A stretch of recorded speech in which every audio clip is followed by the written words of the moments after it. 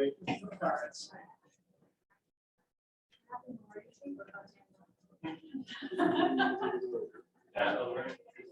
think he said now it's not time. I told this morning.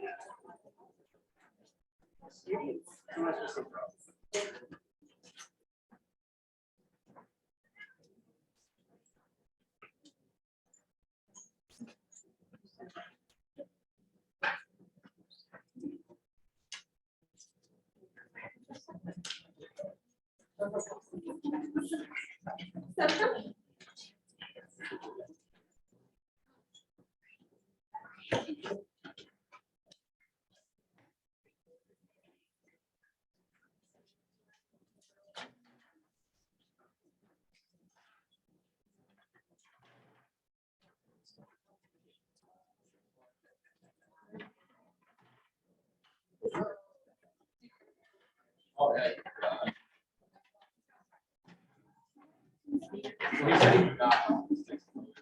Well,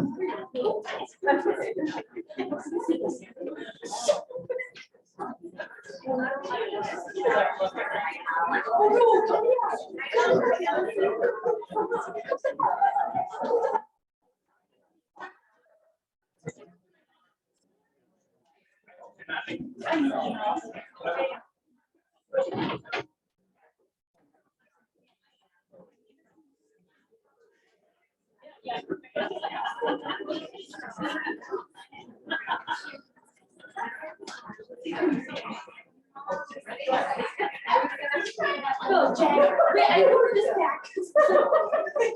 You're all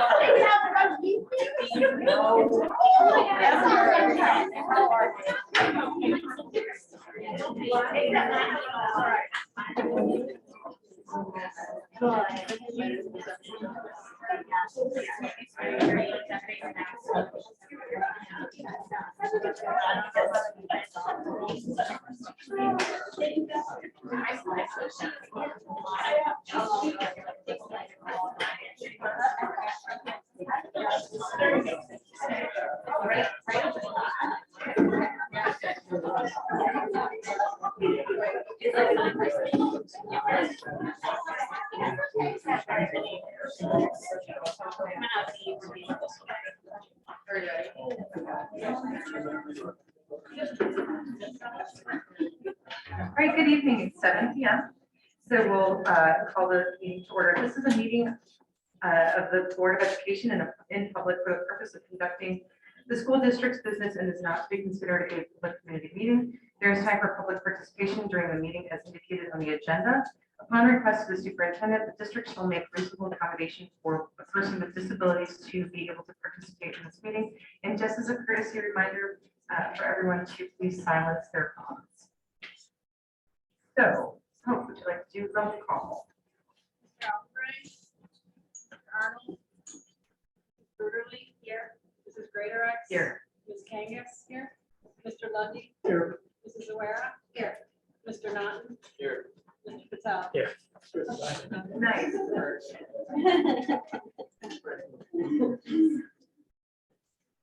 All right, we'll move on to our meeting minutes.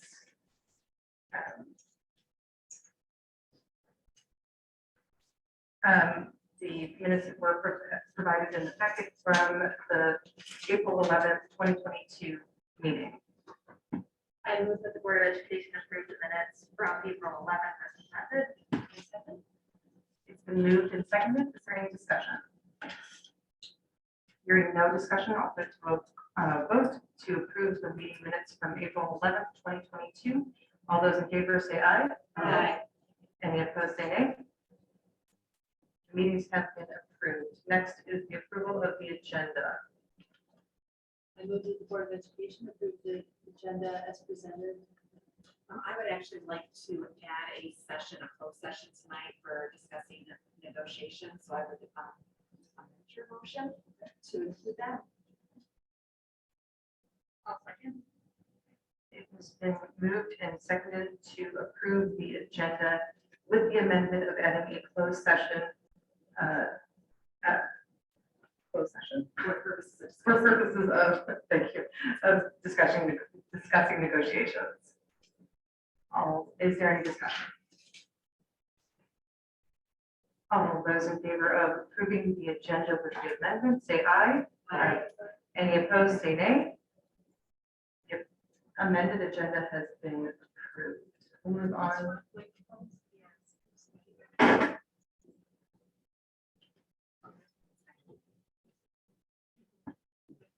Second.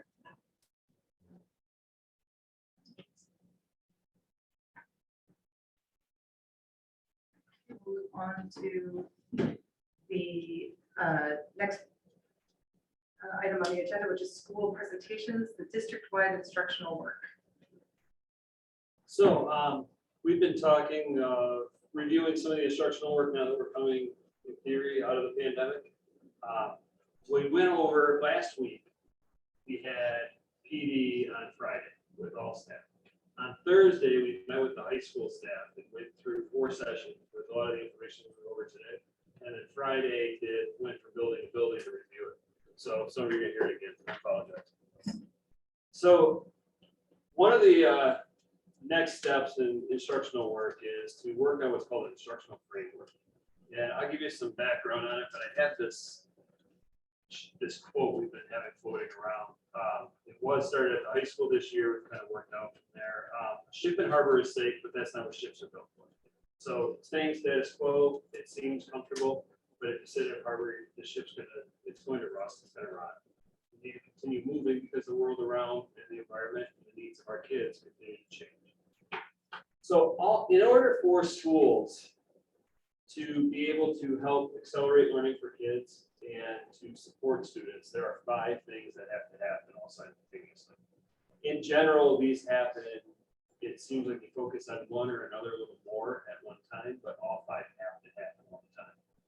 So the first one is you need to have a clear instructional model. We worked through, historically in the elementary, we were working on a workshop model. At the high school, we were doing some inquiry work, and then district-wide, we started working on a 5E inquiry model. And those are great, but you want to have a very clear instructional model that is yours, that makes sense to everyone in the classrooms and everyone involved. The next is to build internal capacity. So you want to be able to build the capacity, you want to build the skill set of all your teachers, your principals, and any other support staff. The next is universal supports for students. This is where graduation coaches, literacy coaches, all of your supports come in. You want to create new opportunities for students because kids every year have different interests. You want to be able to be fluid enough that you can create these new opportunities. So a couple of weeks ago, we had robotics, creating opportunities based on the interests of the kids at the time. And what we know is that the world continues to change at a rapid pace. The needs of our kids will continue to change. And what sounds like a great program this year, 5, 7, 10 years from now, will evolve because the needs of the kids are different. If you just think of the smartphone alone, it was really, the iPhone didn't come out until 2012, I think.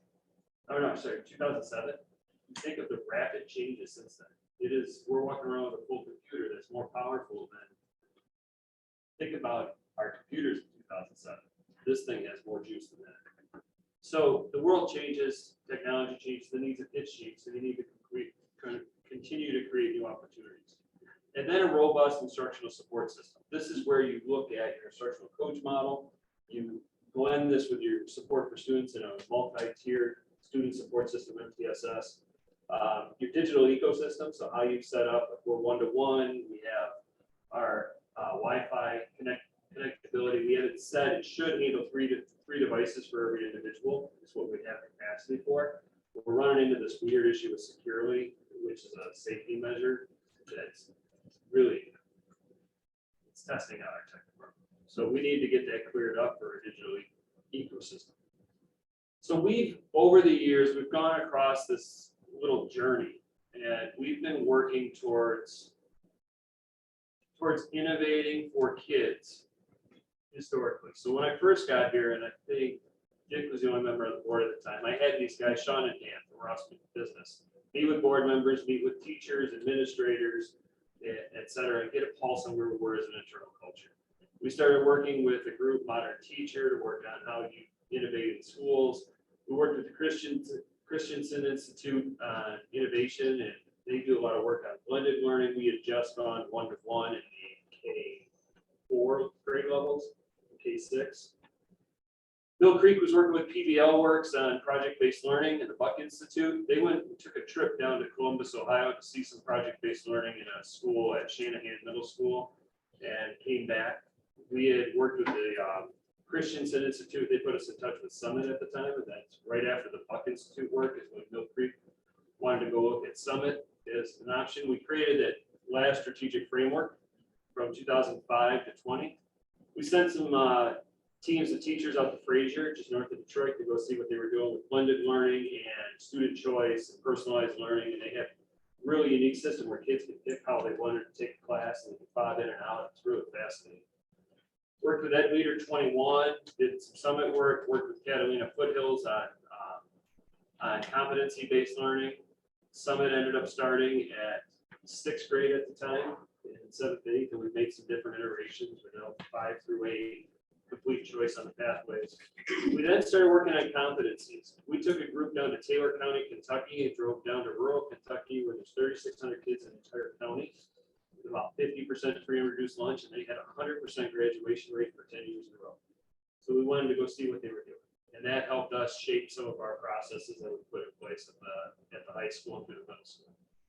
We had a group for Ed Leader 21, work with school in Houston, another group to Taylor County, Kentucky, high school worked on what are called performance tasks. So they've shifted out of assessment finals at the end of the year, trying to work on a performance test system. We then brought in Knowledge Works, who went through our buildings, a national nonprofit. They went through all of our buildings, walked through classrooms, met with teachers, they met with parents, they met with kids. They surveyed everyone they could survey and then gave us what was called an opportunity analysis and then led us through a strategic planning process that created the most current plan.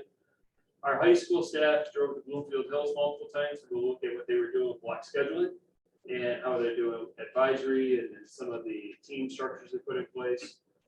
Had multiple teams go out to Kettle Moraine, Wisconsin to look at how you build flexible pathways, especially at the secondary level, so that kids can pick an interest. So what they do in Kettle Moraine, they have about 1,400 to 1,500 kids in the high school. Their demographics are very similar to Dexter.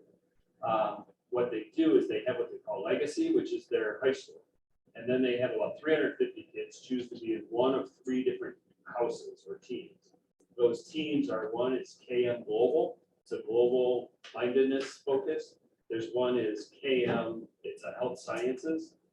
And then there's one where it's KM Arts. So what happens is the kids can earn credits in their courses at their own pace within these teams. They duck out to go take an AP class or a band or something like that during the day, but within that KM health sciences, the kids will end up getting their science credit at different pacing with projects that they co-create with the teachers, and they'll get their English credit that way. It really is a fascinating model that some of our kids would really benefit from. And our teachers, we have a group of teachers at high school that are really excited. They talk about it's middle school teachers. They're like, we could do something like this. It's just how do we go about it?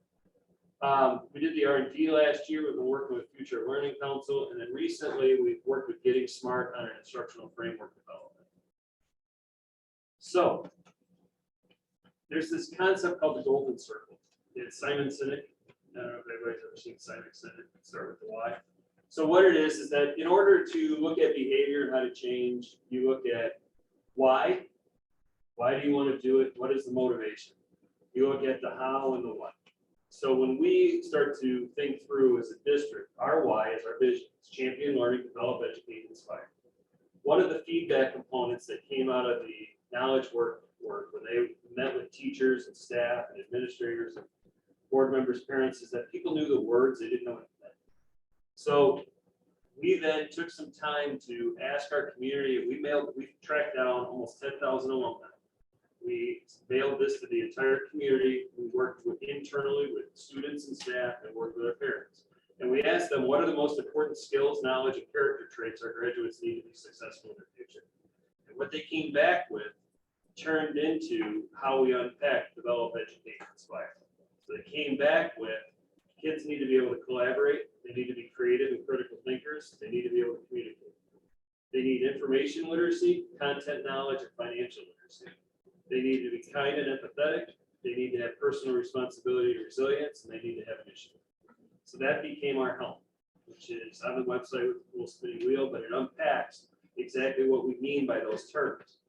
And we spent some time over the summer 2 years ago during the pandemic and worked with staff, and then some of you are on the parent group that previewed the learning continuum, how we took kindness and empathy and kind of set it out. What does it mean on a 0 to 8 continuum? So from preschool kid all the way through high school.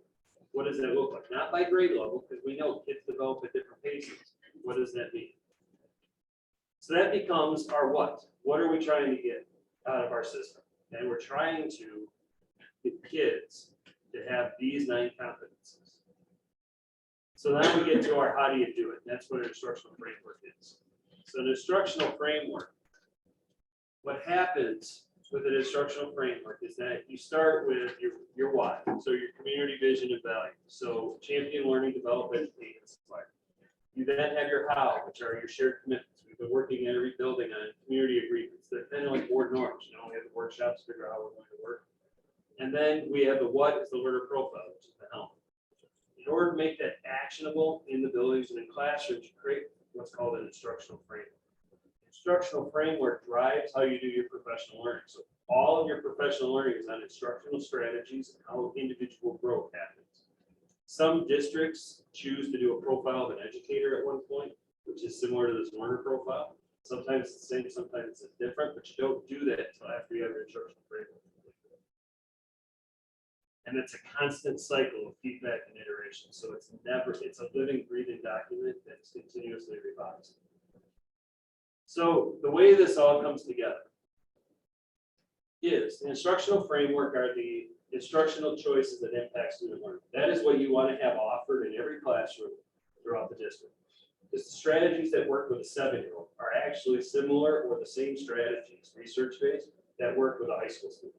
You facilitate it a little different based on the age of the kid.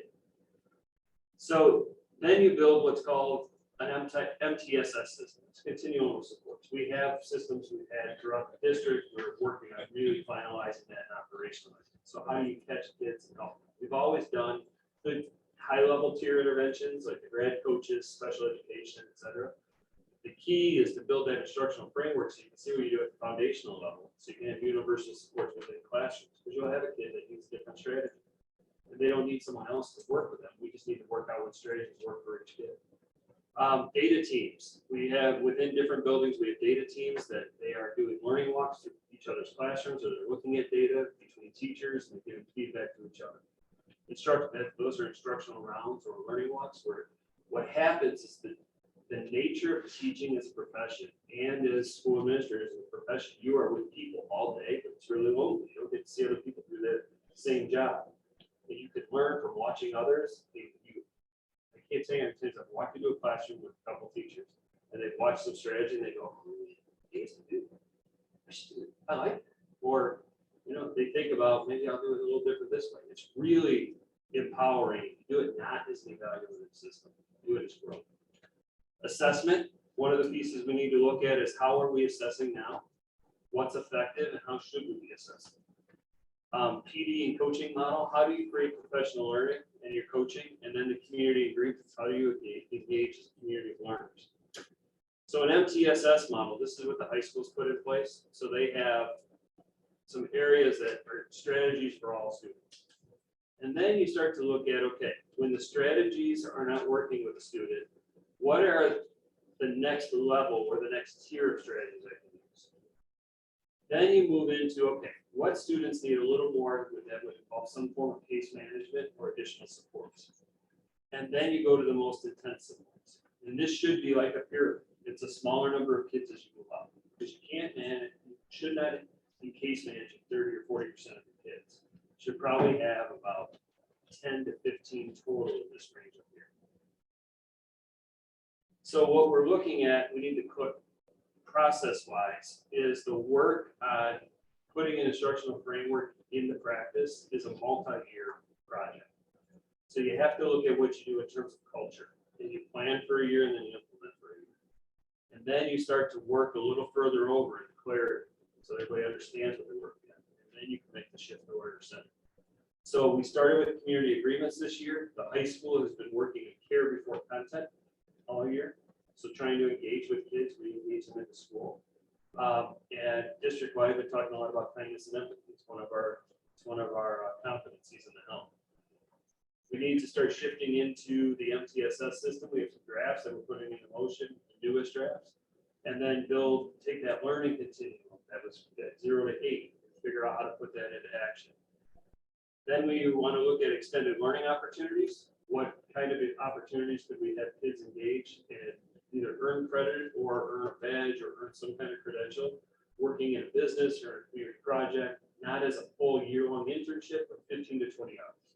So they get an experience. And then how to expand the pathways.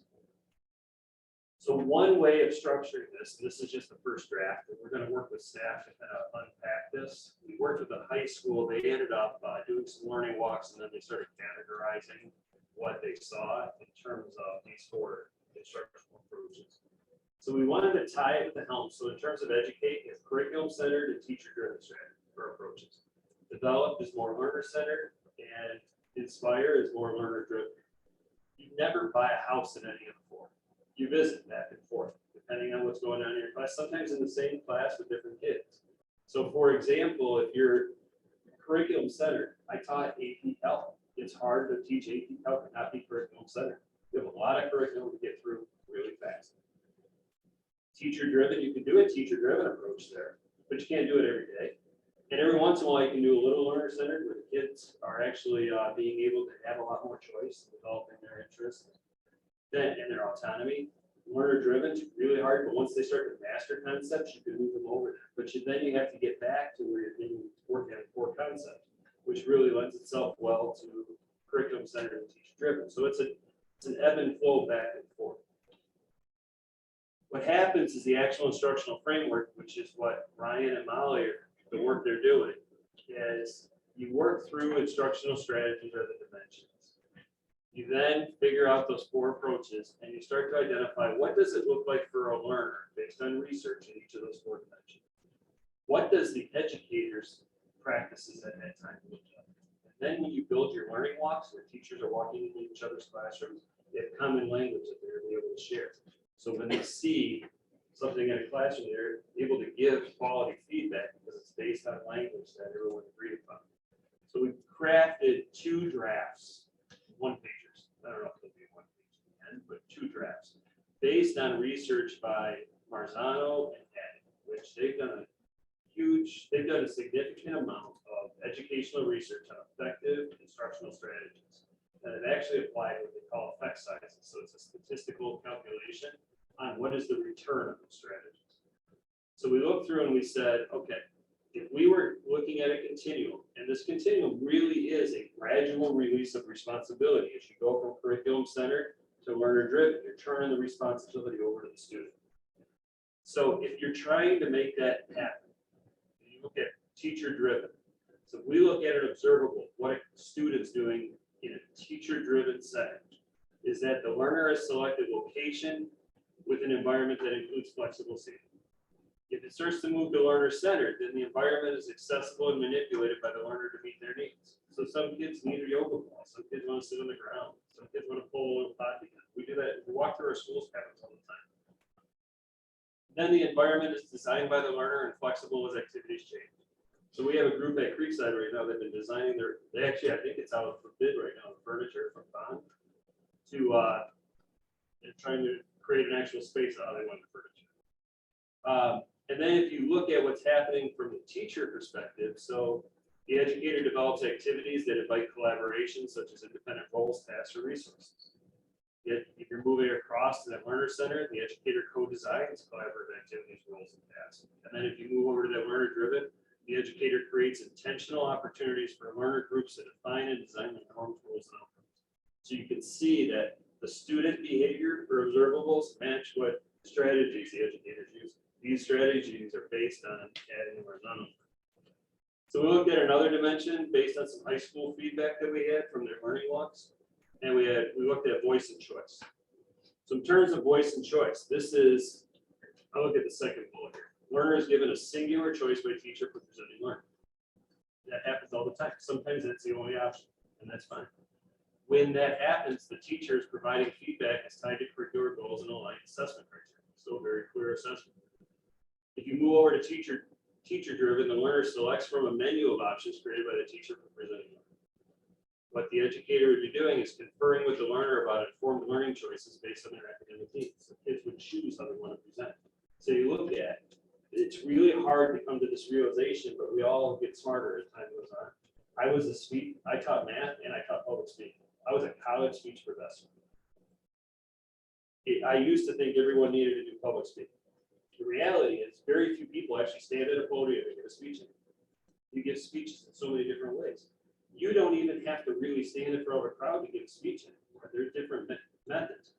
Kids have choices and they're going to choose careers. Some will never, the old adage was the person given the eulogy would rather be in the casket. And it's because people hate public speaking that much.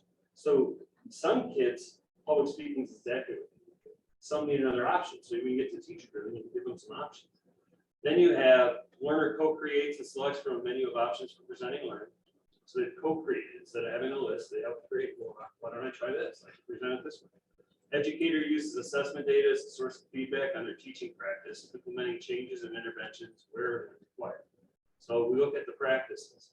When that happens in that co-creation, that's a 0.73 effect size. 1.0 is the highest you can go. Anything above about 0.25 is really good. Anything negative, you shouldn't do it because it actually makes learning worse. So then you look at here, learner creates from a menu of options for presenting learning. Educator strategically gathers and analyzes assessment data to reflect on their practice. So what the instructional framework does is it gives you an avenue to be able to work on training and work on personal growth. So you can groups of teachers and principals that want to work on something specific that's not their evaluation. And they can pick, I'm really good at this. I really want to try that, but I want to see how to learn from it. And there might be a colleague somewhere in those learning walks that's really good at that. And they start to pair them up, and it gives you a format and a structure to do it. So we've been building through learning walks. And in the end, once we get through this entire process, we're going to try to start with some form of draft. So right now we have 2 very rough drafts that we're going to get groups of teachers to start hacking up and put the language in, figure out what's missing, what needs to change. We don't believe anybody has the bandwidth to create everything from scratch, but we also know that doing nothing is not a great option. We're coming out of a pandemic. We have a ton of culture work to do. Internally, the communities, we have community and national culture, global culture challenges. We are not immune from it internally. So we need to spend some time doing this work, but we should focus on what we're really involved in, which is the instruction. That would be the instructional framework. That's what we're working on right now. Next week, our next meeting, we'll talk about the Southwest Washtenaw consortium. Yeah, Dr. Ryan Rowe coming in and talk about what options we offer kids and for consortium, which is career tech ed classes, which would be really great. That sounds great. Thank you. Next on our agenda is public participation. During public comment, each speaker is allotted a maximum of 5 minutes for a total of 30 minutes, unless otherwise notified. Each speaker will be asked to announce their name and district of residence and indicate if he, she, they represent any organization or agency. No person may speak more than once on the same subject during a single meeting. Those wishing to receive a personal response from the board or superintendent must complete a public comment form available at the meeting entrance and on our website.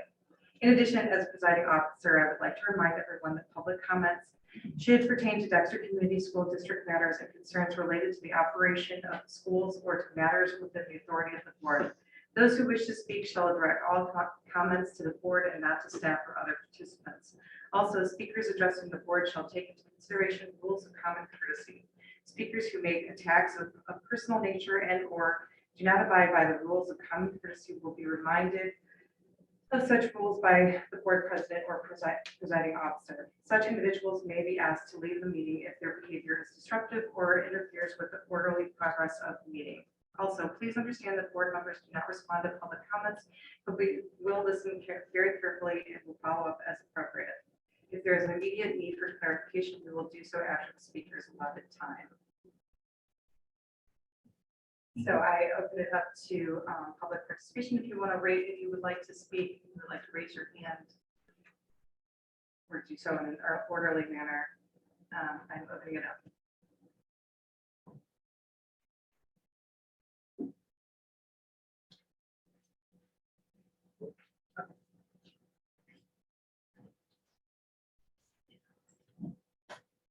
Do I just stand here? You can stand wherever you feel comfortable. We also have the podium if you wanted to. And Elise is going to bring you a mic.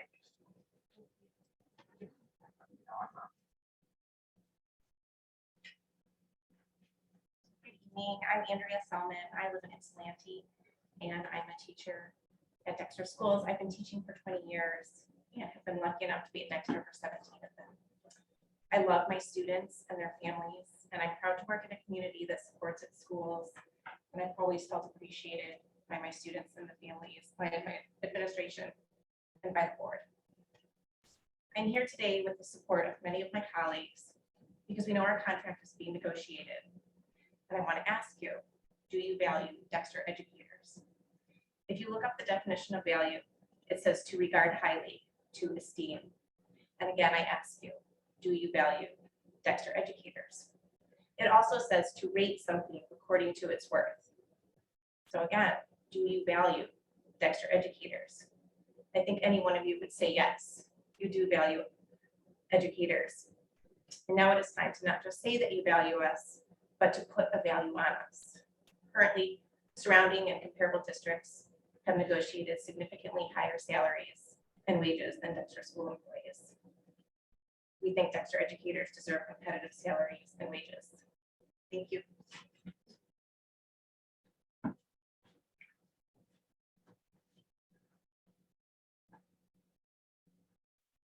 Would anyone else like to speak?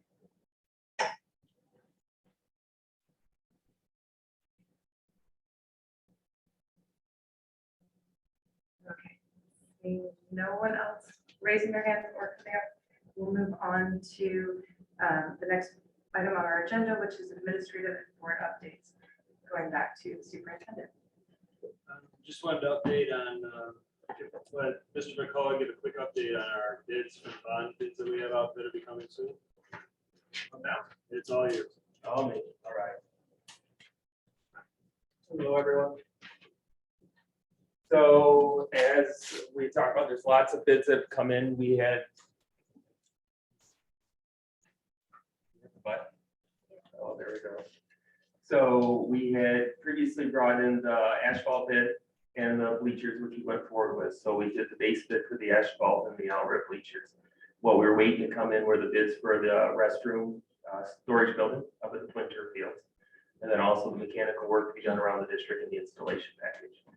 We got the bids in for the storage restroom building. The bid that came in the lowest was $515,000 for that building. So that was brought to the facility committee. We also talked about as part of the other mechanical bid work to be done around the district was the new frames and doors at the high school, the lower staff lot entry doors, because they are just need help. They've worked over time. They don't work anymore because of the salt. So we got a bid in for those at $33,000. These are all the lowest bids that we had from the bids that came in. The domestic water heater purchase came in at $85,000, a little over $85,000. Heating boilers came in at $207,000, a little over $207,000. Makeup air units was for the kitchen and serveries is about $40,000. We also had two other bids. Well, the evaporator cooler bid came in at $210,000, And then we're still waiting for bids because we didn't. So Greg is doing his due diligence. We have estimates for those right now. Part of the reason we're not here tonight to look forward is we don't have solid numbers to bring to the board. And those were right now, the estimate for the rooftop units are 105,000. For the chillers, it's $305,000. $305,000, but so that totals almost $1 million itself of the bids. Plus, when you look at the installation, so the installation estimates are coming and we're figuring right about 1.3, 1.4, 1.2 million, somewhere in there. We don't have that solid number either.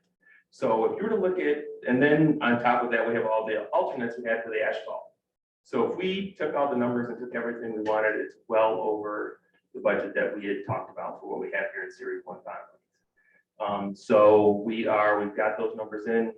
Chris and Sharon and I met with to look at where our numbers and kind of where we sit. We're going to meet with the facility committee again on Thursday to kind of look through all of our numbers. Hopefully we have a few more, if we can get some of those other estimates in to see where we sit, and then bring it to the board on Monday of what we want to look at moving forward with at least that time to get some of the work approved. So We can do some discussion about this, but I want to get it up front so that you had the time to ruminate a little bit. Thank you. Good. And then we are in full swing as a district. If you looked at Saturday morning was a great example of where we are as a community and as a district. At one point on Saturday morning, Little League had their opening day parade going on. Field hockey for youth field hockey was on both twin turf fields. Baseball was prepping the high school field for a game.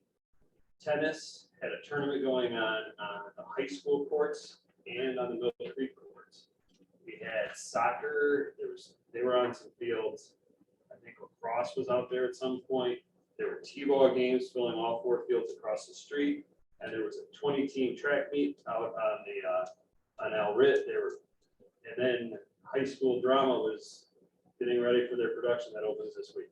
There were people everywhere, and it was great to see. It felt that was the most normal feeling day in years. It felt like it did pre-pandemic, and the last time we had April showers was multiple years ago, and it always rained. So 80 degrees and sunny was great.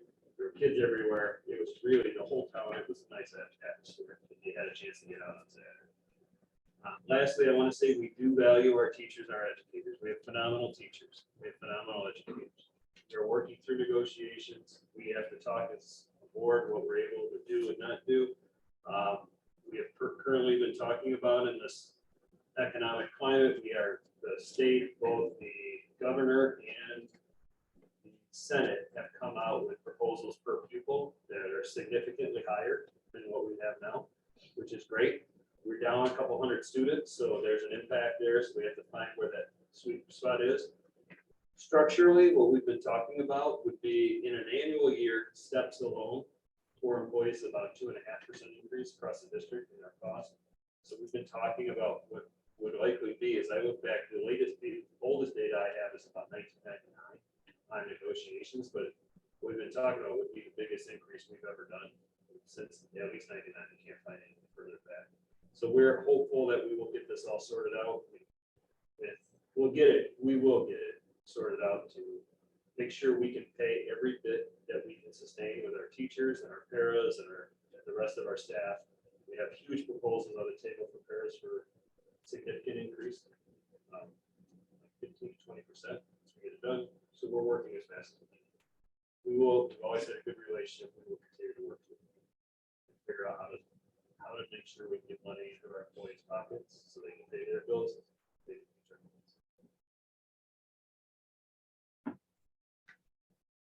Next up is the board president update. I don't have anything, so we'll move on to our student representatives.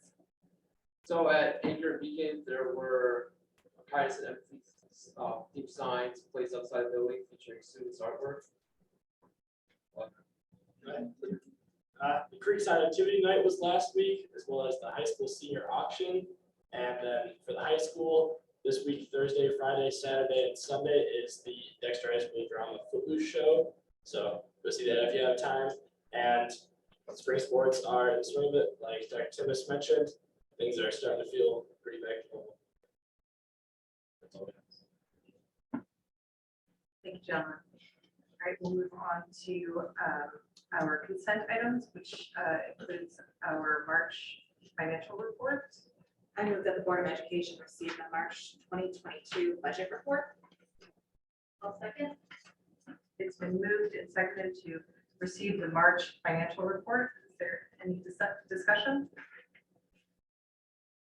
Hearing no discussion, we'll vote on to receive the March financial report. All those in favor, say aye. Aye.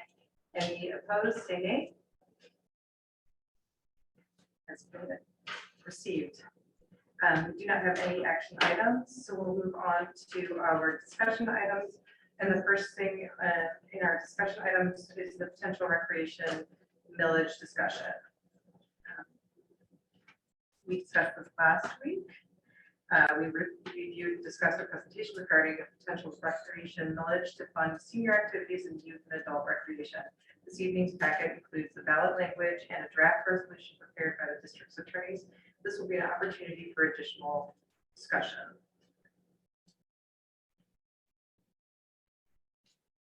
Last week, we talked through what is a recreation millage, how does it work? Municipality or school district or multiple municipalities or school districts can pass a millage of up to, or not more than 1 mil over 20 years on the taxable property within their boundaries. Other examples, we went through Saline, Lincoln Consolidated, Whitmore Lake, and that's some statewide examples. When you look at our boundaries, here's the city of Dexter.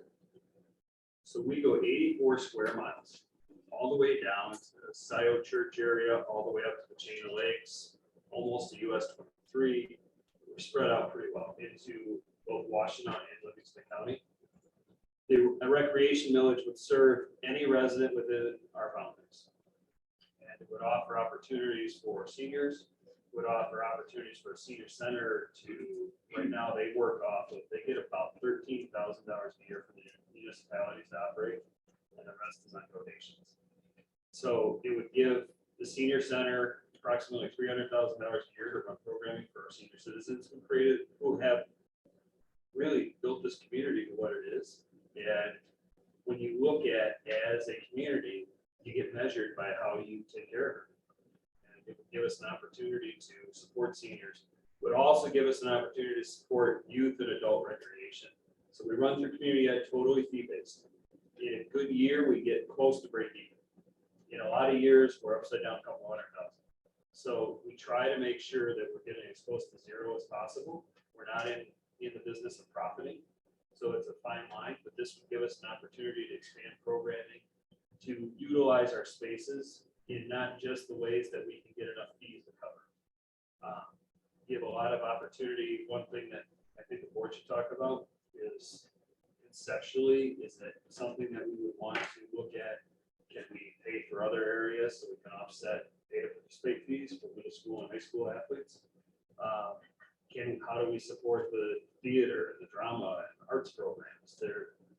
If you look at, for example, Saline and the CARES Village, they give money for seniors. They operate a community center. They fund their theater, their staffing to run their theater. They fund opportunities for kids and youth programming and adult leagues. And it's a great model. It's a game changer as a community. When you look at the size of our community, and that there is no entity in this community that could operate a recreation department other than us. You get into rural townships, we're not even the entire township. The only place where only municipality we completely cover is the city of Dexter, which is 2 square miles. And we own half a square mile of land. So if you look at the tax base, the city of Dexter shouldn't be forced to support the entire community. But through our boundaries, we support the library through our boundaries. We can support a recreation village through our boundaries. One of the areas to consider is that when we did some polling of our community,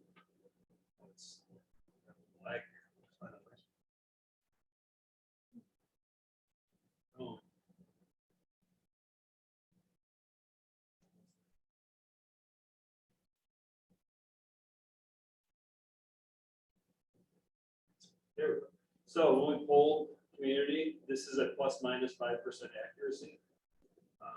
So 25, if about 300,000 went to the Dexter Senior Center and we did the space in one of our buildings, that 76% of voters would in total support. If we had over 200, about 215,000, these were just tested out concepts, to pay for fine arts, including maintaining the CPA and our arts opportunities, and then helping to run camps for kids and adults, that 72% were supported. Youth recreation, intramurals, other camps, 72% were supported. If we eliminated pay to participate, about 71% were supported. If we looked at expanding adult sports leagues or enrichment opportunities or supporting the pool, 69%. Still really high. If we could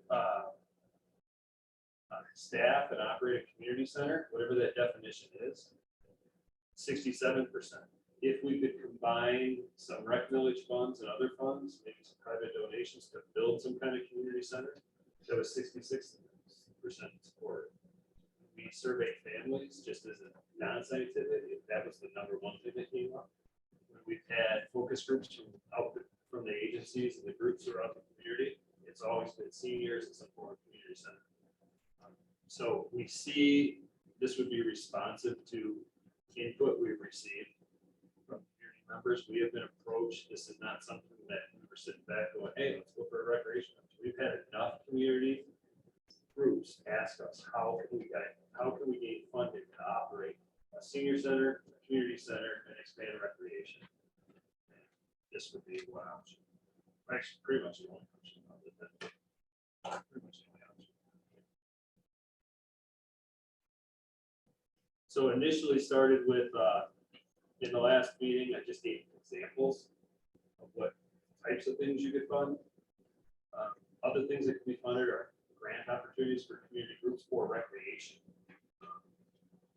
Ideally, what happens is most municipalities or school districts that pass a recreation millage as a recreation authority, they will establish, the board ultimately has to establish the budget annually and decide on programming, but they'll establish a group, like some kind of committee or body that is an advisory group that meets regularly throughout the year to analyze programs, analyze costs, and really dig in, and then bring their recommendations to the board or multi-year plans.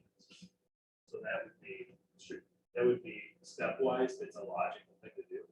To be able to have an advisory group of some sort that represents a good cross section of the community to make decisions on how the money is spent. Because it really is a community knowledge. It's just we are the only mechanism that can hold the dollars to fund these activities. And we own all the buildings and the property.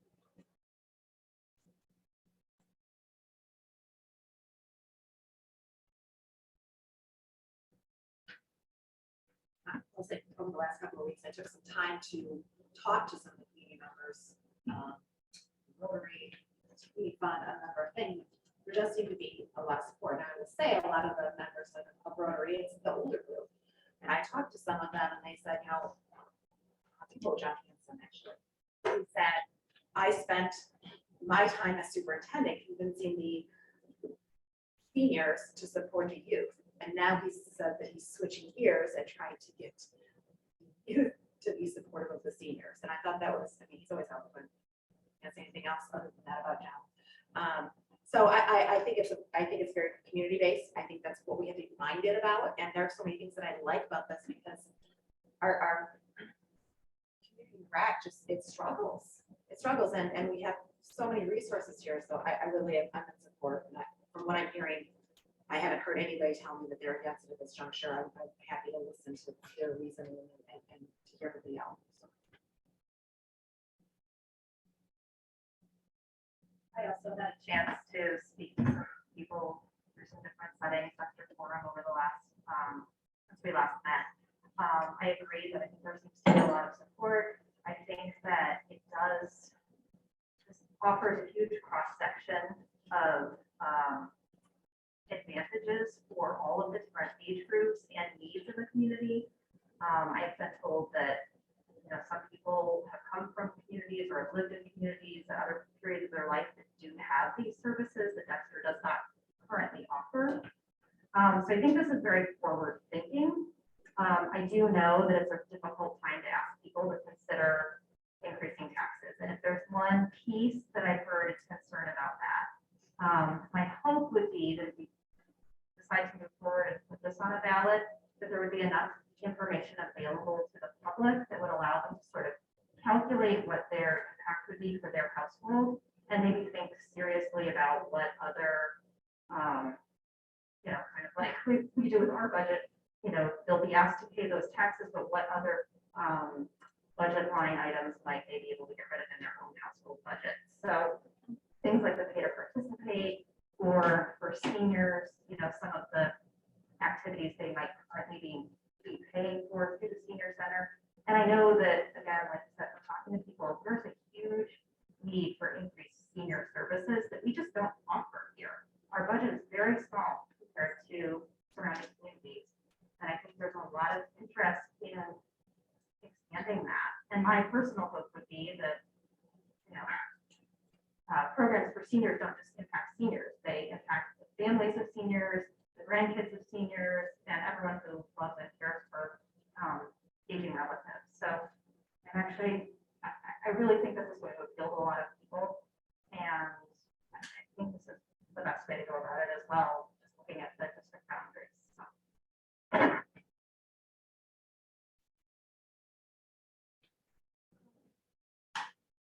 So I have not had a chance to talk with many community members, so it was my understanding though that we would have a community listening session or a forum. Wednesday, that's the first one. So Wednesday night would be our first forum. And how many of these would we have?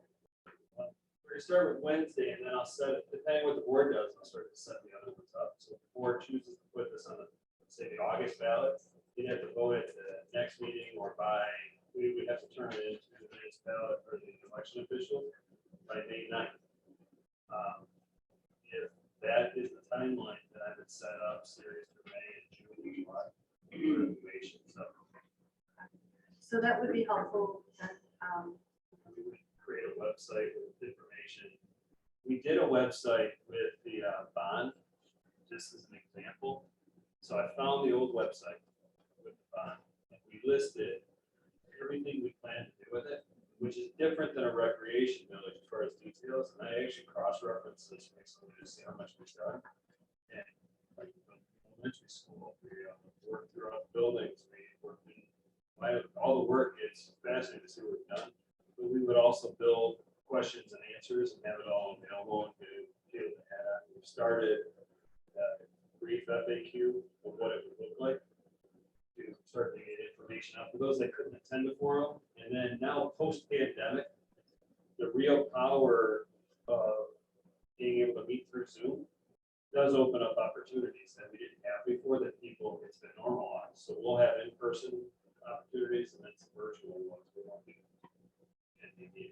Yeah, I think that's great. The thought exchanges that you've run in the past have been helpful to kind of brainstorm. I am interested in a little bit more detail about how the advisory group would be formed. It would be the board's decision on how to do So that. we would do that. And then I guess from a community standpoint, I just want to make sure that we can receive as much input as possible. And I really appreciate everybody's attendance tonight. It's very helpful to hear from you what we do. And the other piece that I would like a little bit more detail on is, so it's 1 mil, what's the total? And then some sort of, I know we can't say exactly what we're going to spend it on, but it would be helpful to have that broken down a little bit more, some assumptions. What's the total 1 mil? It's 1.4 million the first year. Roughly, it really is about 1.5. It's in that sample language. It's really at 1.5 million, but with tax tribunals, et cetera, we generally would collect about 1.4. So if the board put it on the ballot in August, we would start collecting in December. So we would have funding for 2023. if it's pushed till a November ballot, then we would not collect till almost a year later. What we have to decide as a board, as we move it, so deciding to put it on a ballot is the next step, and then breaking down like the initial year of funding or process for deciding that would be really important. Just, that's why I started it last week with just this generic kind of talking through its structure. So 300,000 is what the seniors will believe that they could run a really robust senior program for. When we look at pay to participate, it's somewhere between 200 and 250,000. We changed the pay to participate system right before the pandemic. And we didn't finish a full year under that system. And then we had last year was a really unique year. So this year's our first full year to see what the numbers really shake out to. So we can look at those numbers and then how we want to split up the rest. So if we want to operate a community center of some sort, we have to be able to fund the community center, staff the community center, pay the utilities, how that would work. So we estimated in the 400,000 range.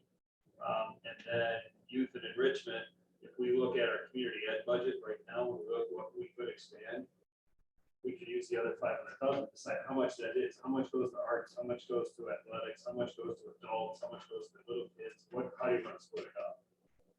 And probably a discussion of how you set up the advisory committee. That would not have to be decided by next week, but sometime in the next month or two, it would be good to frame out, okay, an advisory committee of X number of members representing certain groups or parts of the community and what their process, we have to set up the process. You look, there are examples out there. So for example, right down the road in Saline, they had the CARES village for 15 or 20 years. And they're very clear on what they pay out of the CARES village and what it's used for. We want to do the same thing. Because it's a community program. It's a recreation program for the community.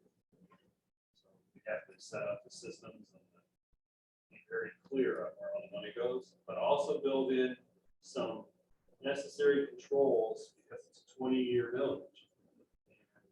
This board, if you're not on the board in 20 years, voters voted for something.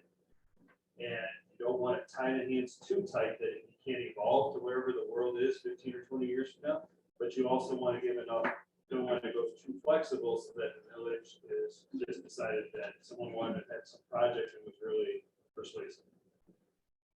So this is my last comment, we had some of us were in that, there was I think it was for the millage, I can't remember, but we had a meeting at Mill Creek and it was really well attended. And it was a brainstorming session and people were split up and it was multiple members of the community. And I just think that would be really valuable, some sort of input, feedback loop like that. That was really effective. I don't remember the topic, but I just remember it was really well. Run a few of those. Yeah. Community groups have run some, so yeah, that would make sense. I think we need to be very careful about how specific we are versus flexibility. I think we can indicate what the preliminary thinking is from feedback on the survey, discussions, what we get back from community forum, from the citizens that are forming steering committee. But I think that after the initial thinking, we really need to have a process that people will have confidence in, and what that really, people need to know that that's the mechanism in the long term, that community members going through and identifying community priorities and reacting to different groups that have programs they would think might be useful to the community.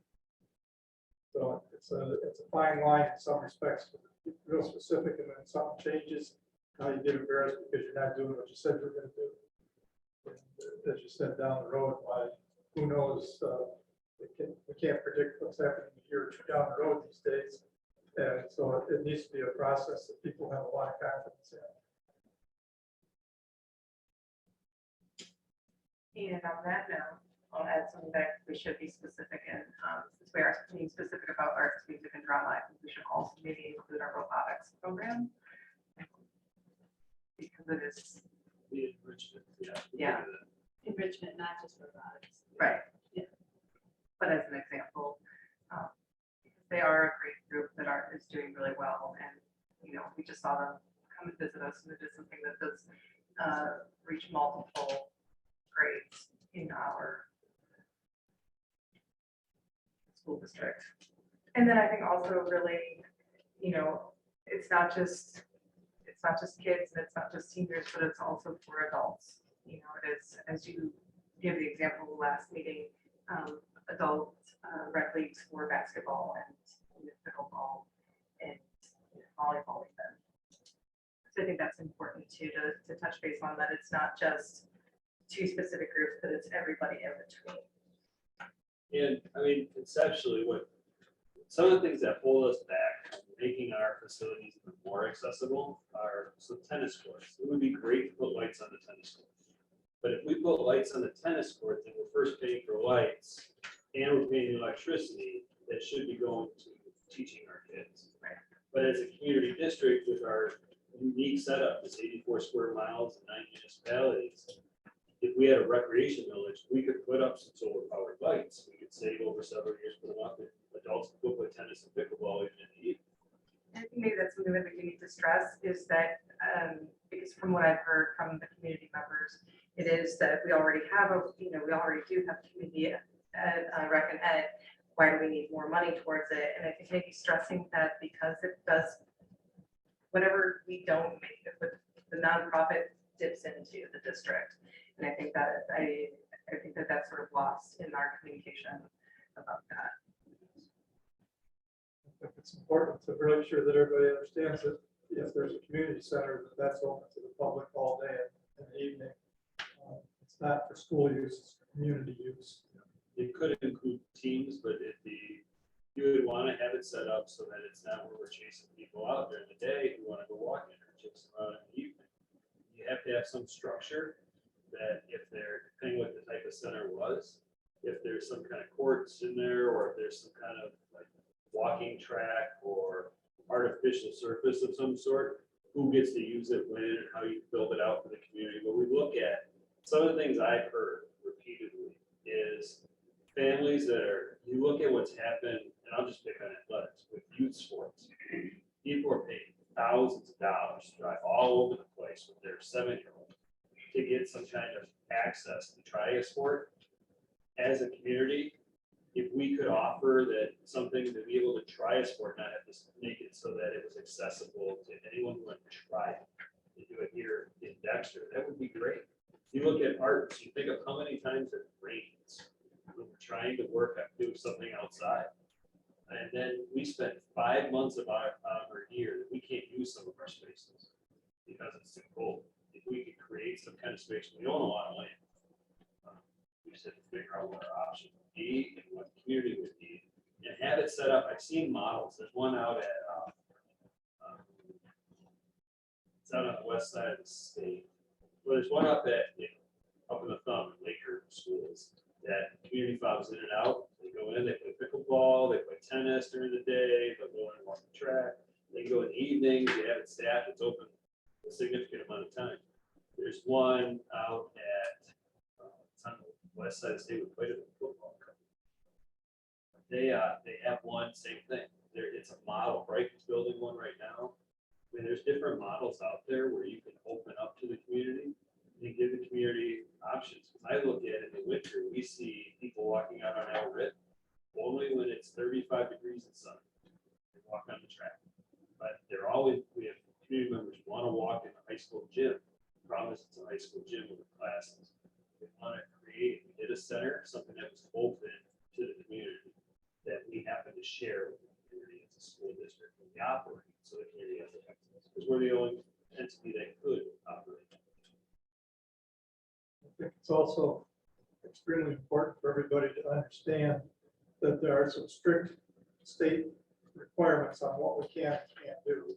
And so, for instance, when we talk about being able to eliminate the pay to participate fees, that's not money that's getting directed from the recreation village, but we have the ability to offset some current expenses for facilities that would be used by a community. And so we can save enough on current expenses, utilities, and some other things that would allow us to offset loss of revenue from the pay to participate. But we can't just go around and arbitrarily say, oh, we're gonna do this or that. We've got to work under some strict guidelines from the state, and the recreation village above all has got to serve all members of the community. Help different groups, but it's got to be, things have to be available for every member of the community. And it's a unique position we're in that you didn't know when you ran for the board, that we are the only entity that do it. There's no other municipality or governmental entity that could offer a recreation department for the entire 84 square miles. There's actually an analogy in the community pool is something that was driven by the community we responded to. It obviously helps our school programs, athletics, and with kids having a chance to learn swimming as they work up through the grades. And this is very analogous to that, it will certainly benefit kids. It has the ability to benefit schools, but it's primarily something that the community has expressed an interest in, and that we can fill that need for the community. And it's a quality of life issue primarily for the community. Yeah, we talked a number of years ago about sinking funds and rec villages. And if you go back, only 5 or 10 years, why the notion was that we really ought to put a high priority on the sinking fund, and eventually we get around the rec village. At this point, I think it's obvious that the benefit to the community of rec village far exceeds the benefit to the schools of adding a sinking fund. I think most of the school districts that you talked about have both. We're able to do one at a time. We so far we're doing okay because of the bond issues of not having to survive with a sinking fund to bail us out.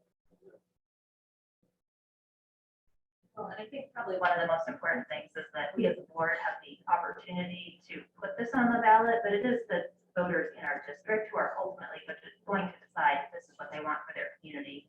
So, I'm convinced personally by the numbers with the interest in all of these different items that I guess I would say, I think we should move forward with it and let the voters decide what they want for their community and for their programming.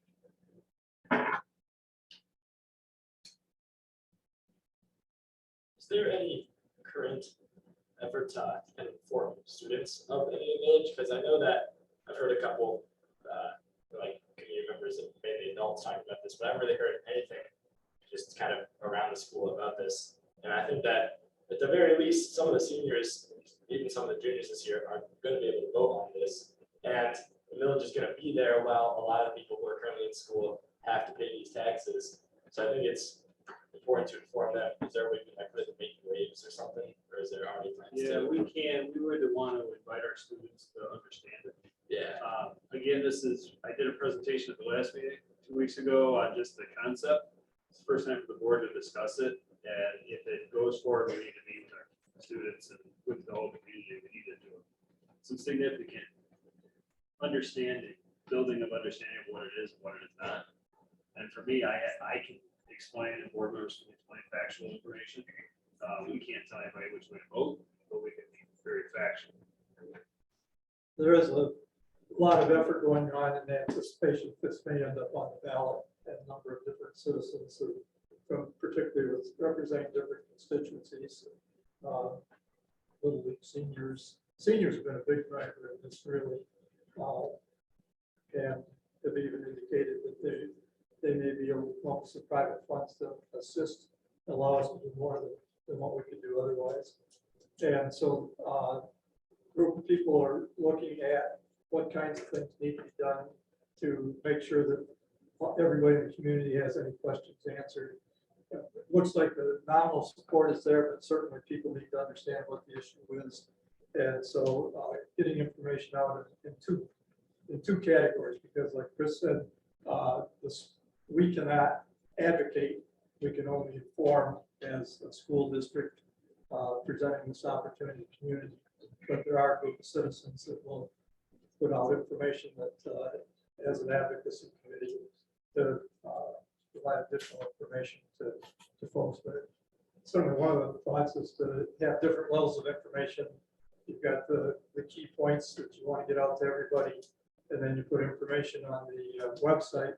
Anybody that any question they've got, we want to make sure that the ability is there, they've got to get the answers. Students are huge. I really appreciate that question because the students are really mobile and generally pretty motivated. And I don't know if, I haven't heard yet whether there's a push to get students registered. I mean, I know around presidential elections, there's always signups at the high school. I don't know if that's happening, so if not, then I don't know if my daughter's registered right now. She could vote. So that's a really good reminder. Thanks for bringing that up.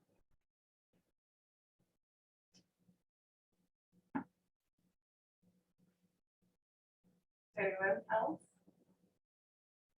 It's a great discussion. All right, so let's move on to our second item for discussion, which is our financial narratives. Our packet includes a financial update and narrative report. Financial updates to the board are provided at the close of November, March, May, and June each year. This report is through March 30th. Included with this financial update is a compilation of individual financial narratives that were prepared by the administrators, program directors, and department managers. And this item is presented for discussion only this evening. I can answer any questions you might have. Dr. Rashke is here today. I found it very thorough, as always. We really, unlike most districts, I mean, we are the only district I know that does something like this. And I talk to superintendents and assistant superintendents and business directors all over the state that ask for the format, and they talk to the chair and how they get direct reports to be able to get their departments. It's really a great level of transparency and an internal control system. We make sure that every department is monitoring their costs and that we are always up to date on how many leaves of absences we have, what we're doing with funding. We even included all the COVID funds. Yeah, I was going to say, I appreciated the COVID grants overview as well to be included. It's all on the website anyways, but here's more detail. Along with the transparency, I suspect one of the few districts that has EA members on the finance.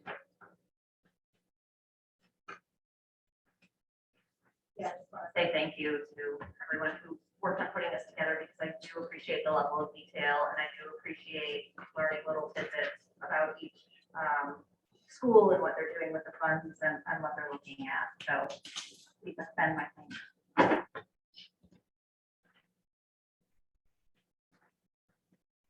Is there anyone else who wants to add to the discussion? I will move us along to the next item for discussion, which is the Anchor Beacon course proposal. Our packet includes a proposal material for a new design thinking course called Launch for Anchor Beacon. Director of Instruction Brian Bruder and Deck Principal Brooke Stedenow will be on hand to explain the course and answer questions. This item is presented for discussion only this evening and it will return for action on May 2nd, 2022.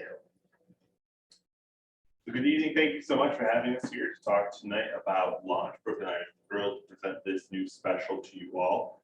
Spring is the time of the year that we really look at staffing for the upcoming year. We also start to make forecasts for the years to come. As you know, in the Dexter schools, we have been slowly rolling world language up in the grade bands. And next year will be the first year that we have Mandarin Chinese offered at Mill Creek in 7th grade. At this time, we have a minimum of 3 sections scheduled for Mandarin Chinese, which is terrific. As you also know, because you unfortunately approved the resignation at our last meeting, we are losing a world language teacher at the high school. We are finding that, in particular with world languages and many of our very specialized positions, we're having a very difficult time attracting quality candidates to fill those positions. As we think about continuing to roll up world language into 8th grade and then eventually into 9th grade where we can give high school credit for the course, we do have some concerns about continuing to find high quality educators to provide language experience for our students. We also know that language, having shared language staff between buildings has been a unique scheduling challenge and kind of a self-inflicted challenge, to be honest.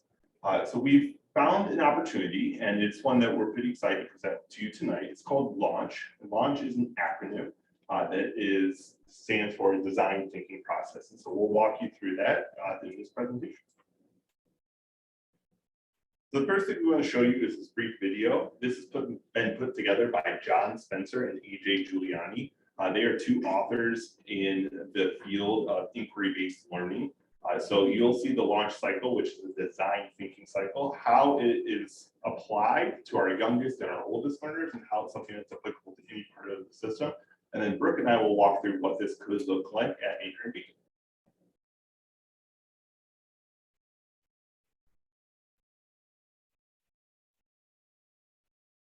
Supposed to be sound. There it is.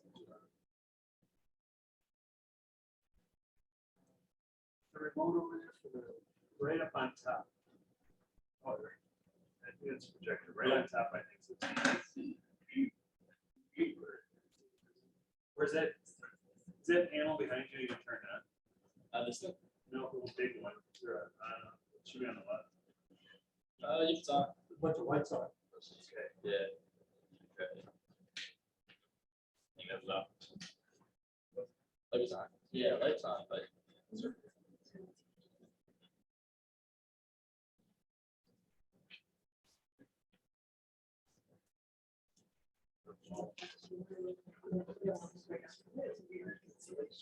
Instead, I just didn't. Why did it just come up?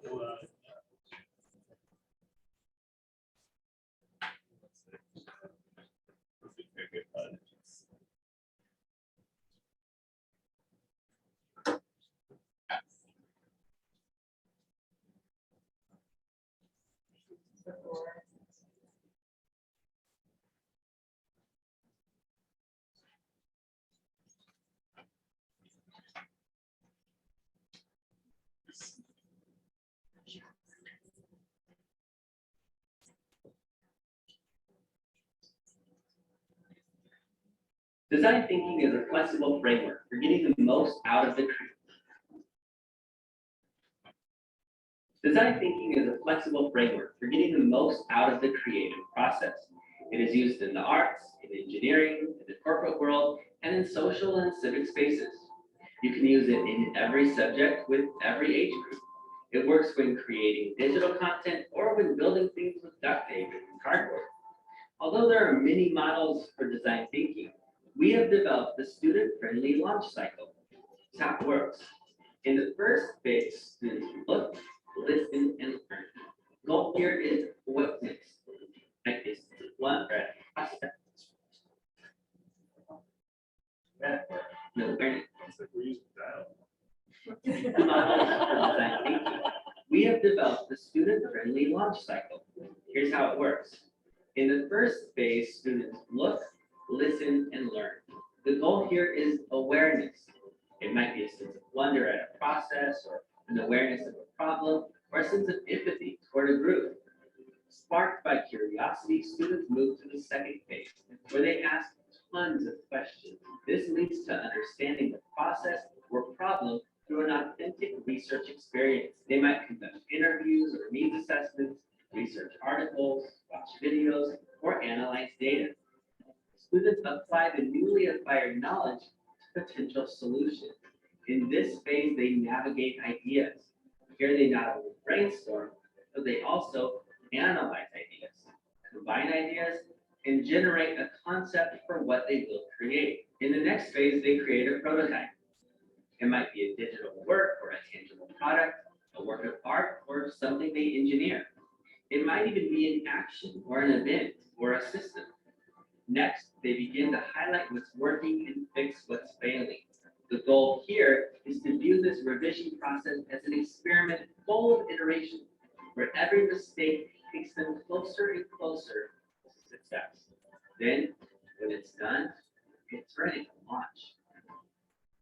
In the launch phase, they send it to an authentic audience. They send their work to the world. And ultimately, that leads back to a place where they can look, listen, and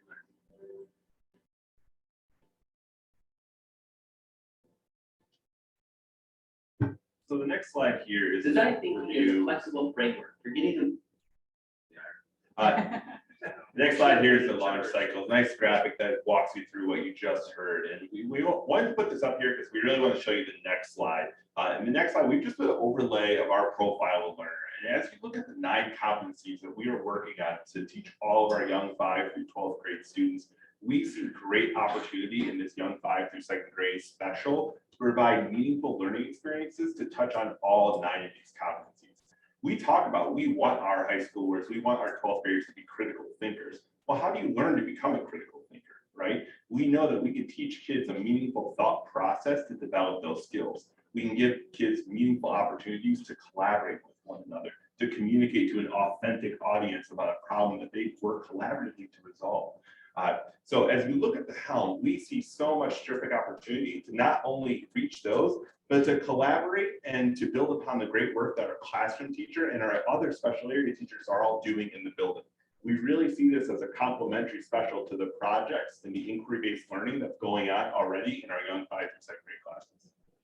It's sort of just to add on to what Dr. Timmons was talking about earlier with that instructional framework, with that curriculum driven and student driven, it really gives them an opportunity to expand upon that core content in their classroom. So that sort of leads us to connecting it to the standards. So our math standards, our science standards, which is NGSS, C3, our social studies standards, obviously some common core alignment.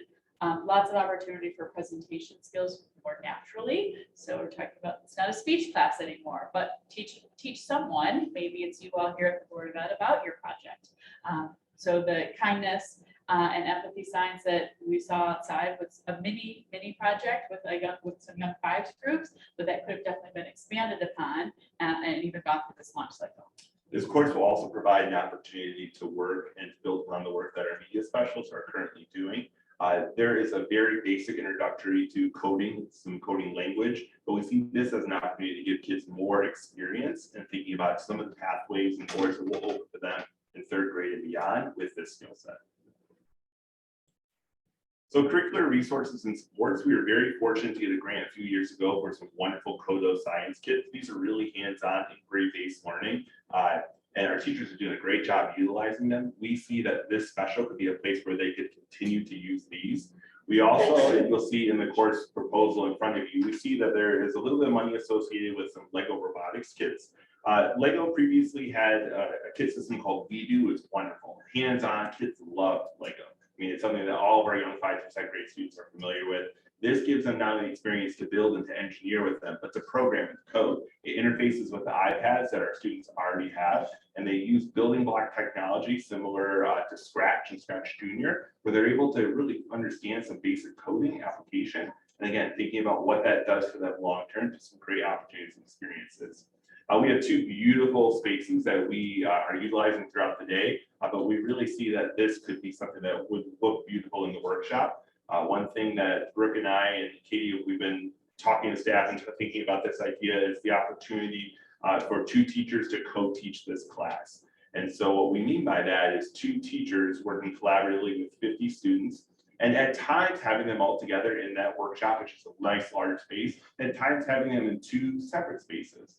And we really like this model for a few reasons. One, and probably the biggest reason, it gives students voice and choice. So in a project, and we're going to walk you through what a potential project could look like, there are many different ways that a student could solve any of these projects. So we were able to, if Brooke and I were co-teaching, we could say, hey, if you were interested in building a physical model representation, you're going to go with Miss Stidham. You're going to work with cardboard, you're going to work with duct tape, you're going to do this. If you would rather use CAD or use some basic drawing on the iPad to design your prototype, you can go with Mr. Bruder and learn that skill set.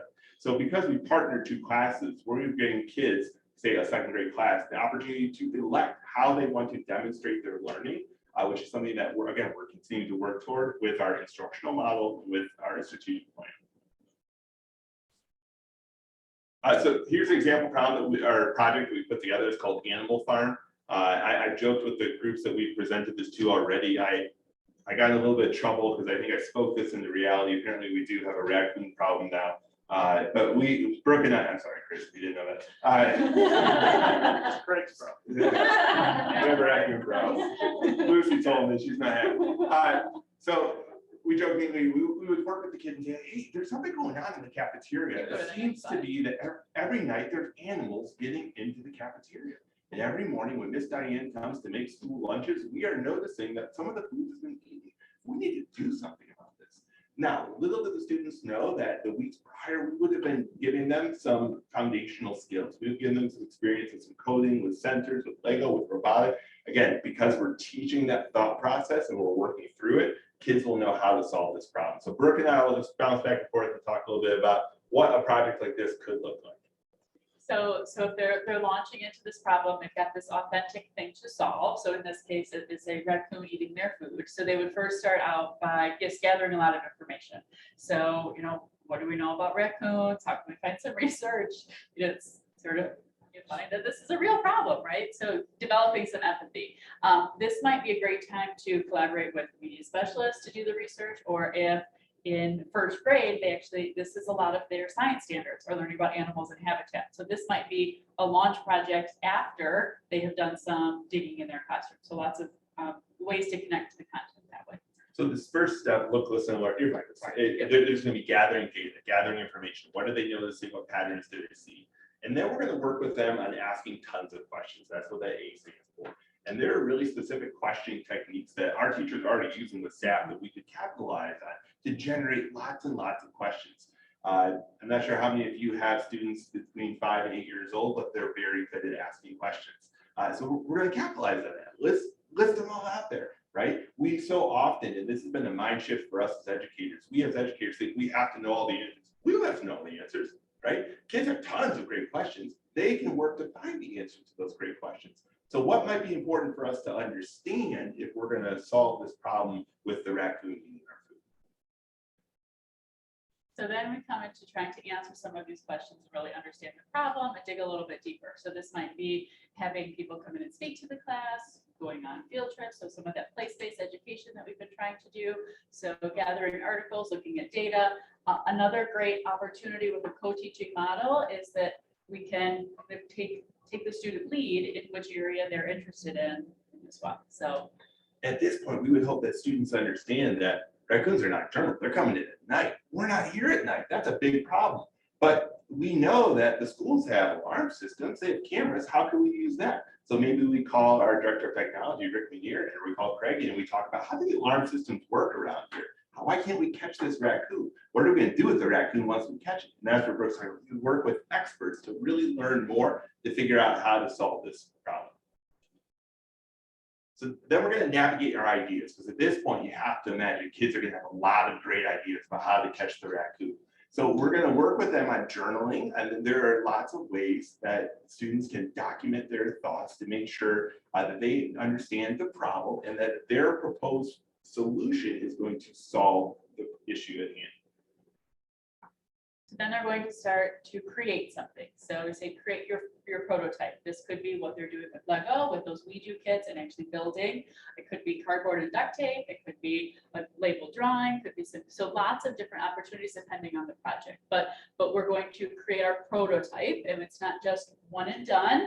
We're going to then move to the next phase, which is our H, which is to highlight and fix. So we're going to revise, we're going to edit, we're going to go back. So we're learning into this cyclical cycle of the design process of really what did we learn from these mistakes? Mistakes are okay. Mistakes are encouraged. We want to learn from them and grow our practice.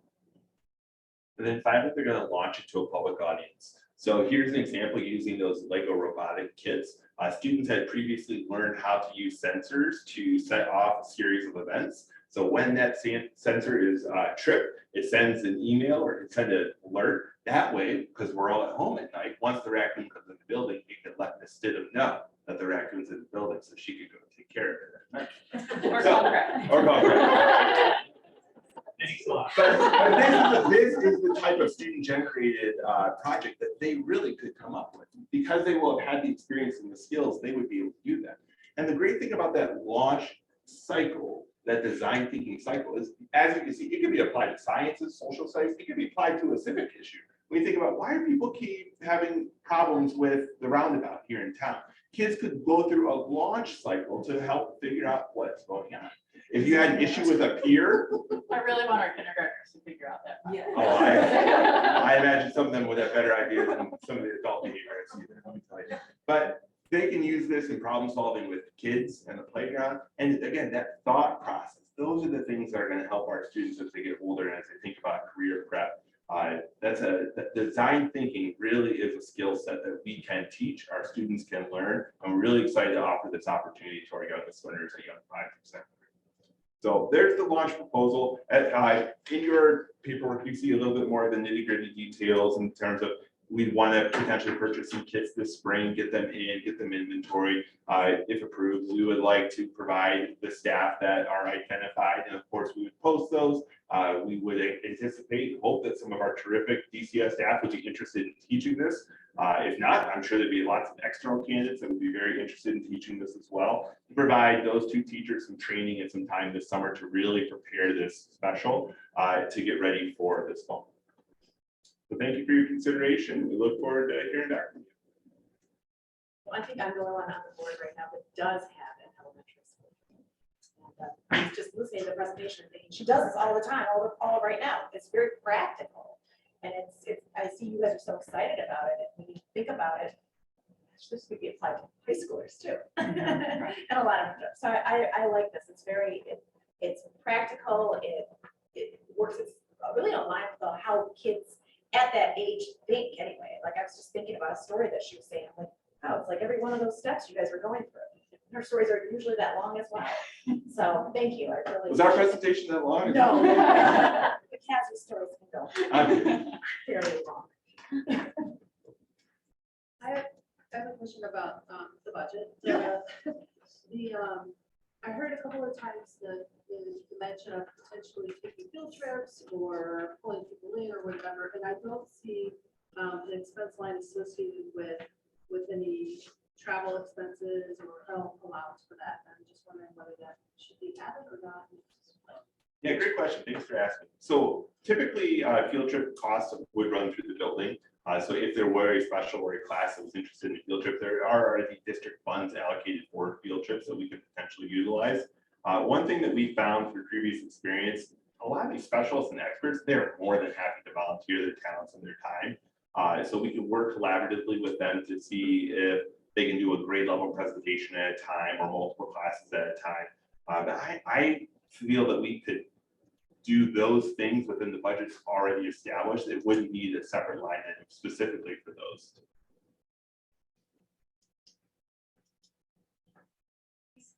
So I think this class sounds like so much fun, and I would like to re-enroll in kindergarten and actually start like today's curriculum all over again. But I was curious just about the foreign language piece. So would this replace foreign language at that level? Yeah, great question. That is the proposed plan, is that we would shift our world language resources to our older students where we're seeing additional sections starting to be scheduled, and that we would take off world language from the kindergarten through second grade. Currently, our Young 5 do not receive world language, it's just kindergarten, first and second grade. So it would be removed from their specials rotation. This would be in place. The two staff members that are currently teaching world language, they will still have a lot of responsibility outside of K-1-2. In fact, like I shared, we have plans for them teaching seventh grade, additional ELL support that we know is a need in the district.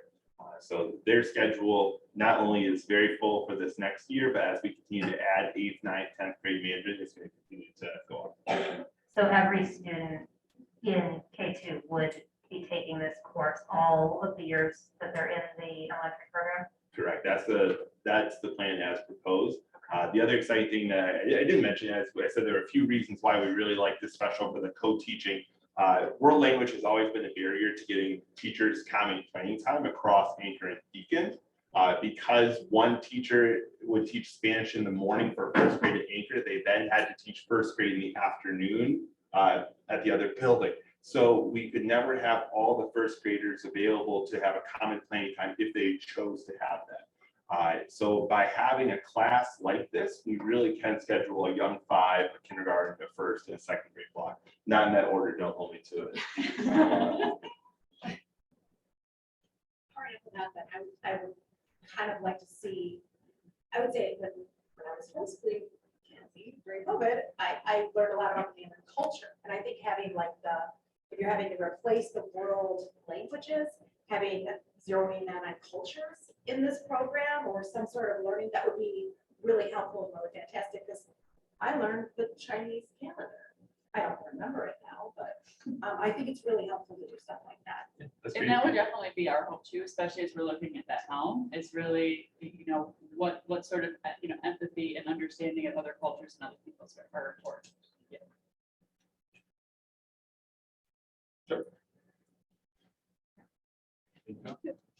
Thank you.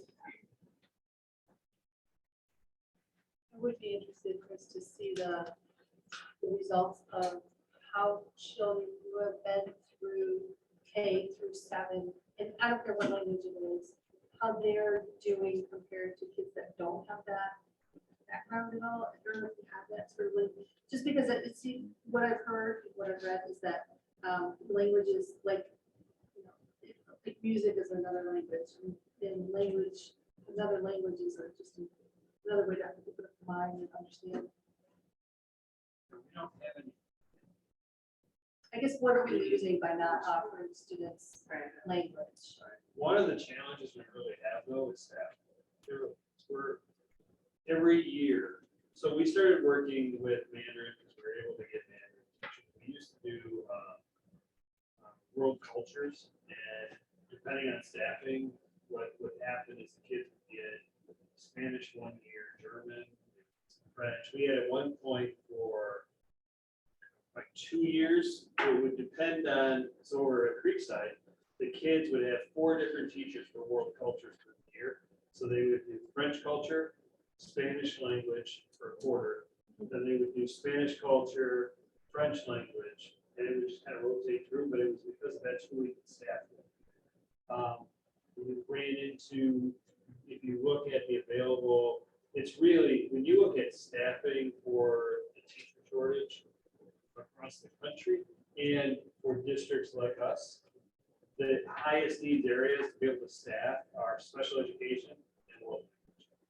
There's just not that many world language majors, especially elementary. So we've gone and had, I think since I've been here, it's year 9, we've had at least 5 K5 or K6 Spanish teachers.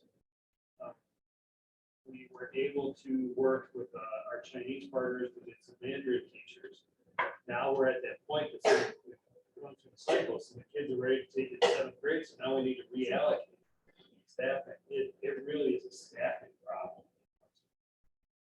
And it's just a reality of where we're at as a profession and as an employer, who we can recruit and retain in a shrinking pool of candidates, and it was never a big pool to begin with. There was 1 year I remember working with the universities, and there were statewide, I want to say 10 teachers certified that year in elementary stage. This was a decade ago. It's a major challenge. And every year it's a shuffle. We get higher this year, every day before school starts. Right. Every year we're shuffling, trying to find. Yeah, I guess I would just say that, like Jennifer, I would also want to not reduce the priority on foreign language in our district. Like, I love this program. I think it's great. I understand the staffing issues, but I don't want to see the priority fall in terms of looking for language teachers and making it available to our students. I still want Latin. I took Latin, I still can't speak a word. All right, moving on. 4 years, you already speaking Latin 7, I had no way to talk to them, I would have learned it. So moving on to facilities committee update. We heard from Craig earlier, and basically We can go into more details and have some discussion. So some of the things that we have happening, we have asphalt work happening at multiple buildings. Craig, you can come up and chirp in and correct me when I say the wrong building. But that'll be starting soon, but we did delay some of those bids or accepting some of the alternates, like Mill Creek parking lot and a couple spots at the high school. Jenkins, we approved, but we didn't decide whether we were gonna do the base, all the base work or not. So we still have some, we wanted to see what the mechanical bids came in as. And mechanical bids came in, I mean, just Installation, installation alone, we're still estimating, but based on the current market, 1.2 million just for the installation, not the actual equipment. And then when we look at, so some of the alternates for asphalt that we'll have to look at is like Wiley. We need to do the Wiley parking lot, that's already in process, but then the entrance and drop off is not good. And then Mill Creek, the parking lot is in need of repair. But then we had other areas that we have to figure out, because if we took all of the bids that we have so far, we're at about 5.2 million. In series 1, we have a little over 3 to work with, but then series 2, we can sell those bonds. We already passed them. We've been following along with what we said we would do in the bond. So we have some of these mechanical purchases are actually, or mechanical work is actually series 2, but you want to clump it together when you have those contractors in. So when we look, some of the projects we're going to have to complete are, we need to do domestic water heaters, because they have 2 buildings, the Creekside and the high school. The Creekside one's like 1950. right, yeah, there's, I mean, they just need to get done. Part of it's the lag time too. Like the chillers right now, like even if we order them now, they're not gonna be here till December, January, which is fine, but we need to get them on the books to get them ordered. So the installation of that, if we need to move that, we can delay that. So when we did the chiller at the high school, we ended up working through, we started on that in the winter. And it got hot before we even fired it up. So it's a long lag to get the equipment. The other things we have to do is we have some rooftop units, we have some evaporative coolers, because we're gonna do the chiller, you need an evaporative cooler. Things nobody sees, but they see it when the heat's not working and when the water is cold and when the air's not working. And so we need to get on the books, because some of the lead time is 6 months to a year. What is working well for us though is like boilers, I think we can get soon, which is great, right? Because heating season's gonna be past us. So we can get in, get that work done for the heating, and by the time we have to go to repair chillers, what we have is what we have now. They're gonna make that, Brian, and the guys are gonna make that work. They're gonna live through another season with chillers. But when those do come in that January, then's the time when you can take out the towers, put them in the new ones, put them in. So One of the challenges, though, we were really looking forward to maybe having a manageable bid for the twin turf restrooms. The low bid, this is before there's any site conditions or things that happen, came in at $515,000. That's for 2 toilets. So it doesn't seem responsible to do that at that cost. We need to start looking at what our other options are. We need to figure another option, but $515,000, $250,000 a toilet. That's a little much. So are these bids higher than we expect because of just the time of the world, or is this what it costs to do this? Both. So like the toilet buildings, the building itself, when we built the almost exact same building behind Mill Creek was about 200,000. However, it was close enough to the building. At the turfs, we have to run water and sewer out there, and that. So the cost alone just for utilities was over $240,000 just to run the water, just to run the parts there. So I That's, even talked to the building. that's on the high side. So it's it really is, there's a shortage of people that do that work. So the cost is high there. And the materials, those are materials that are shipped from all over the world. And the shipping costs, because of the shortage of drivers and supply chains and materials. And you look at where some of the materials come from around the world, where we are in terms of the interconnectedness. Some of them are excessive. So that's what we're trying to work. Fortunately, the equipment for HVAC, And for mechanical, wasn't that far off from what we estimated. The equipment cost, most of it is fairly readily available. It's whether we can get someone to install it. They're big jobs, that's why it comes together. So we'll get mechanical companies that will bid because they're putting in a $200,000 boiler, or they're putting in a $100,000 roof unit. That they're putting in a $300,000 chiller, so odds are the mechanical for that, the actual work is gonna be $200,000 or $300,000.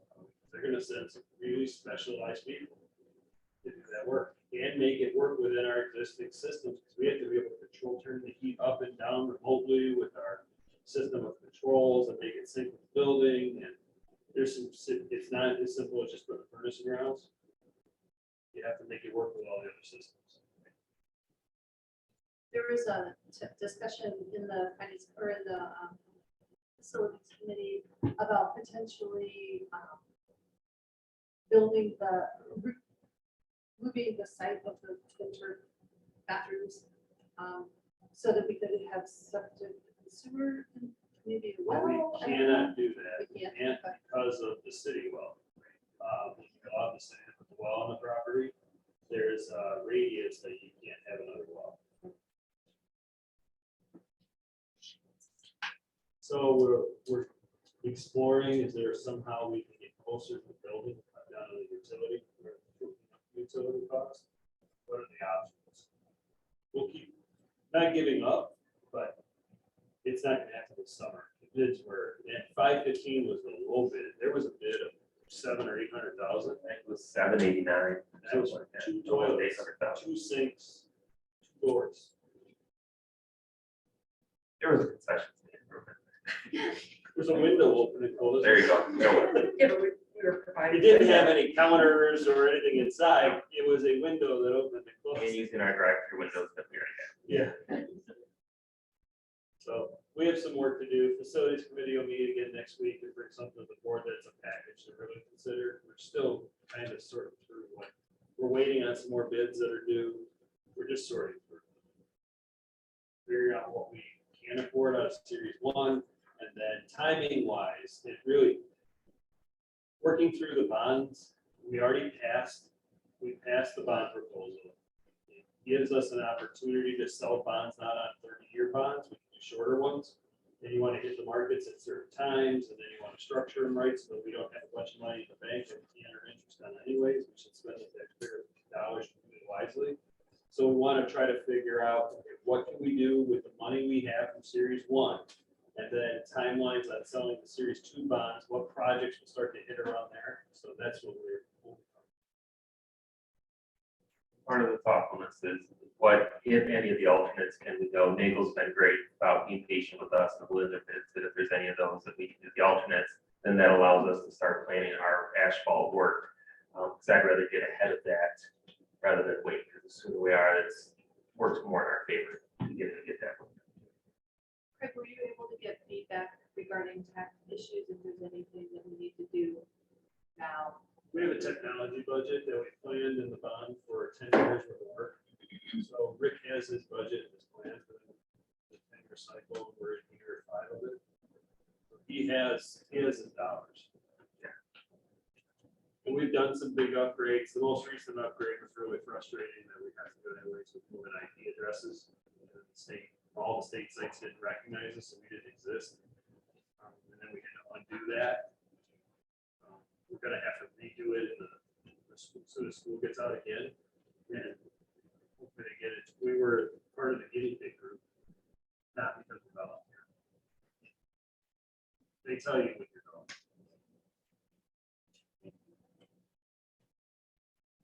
Thank you. Craig. Yeah. We will move on to our second opportunity for public participation. Each speaker is allotted a maximum of 3 minutes, for a total of 15 minutes in this public participation opportunity. And same rules apply. Those who wish to speak shall direct all comments to the board, not to staff or other participants. Take into consideration the rules of common courtesy. And if you spoke at the first opportunity have to, if you would like to speak again, it would have to be on a different subject. Are there any, is there anyone in the audience who would like to participate or publicly comment?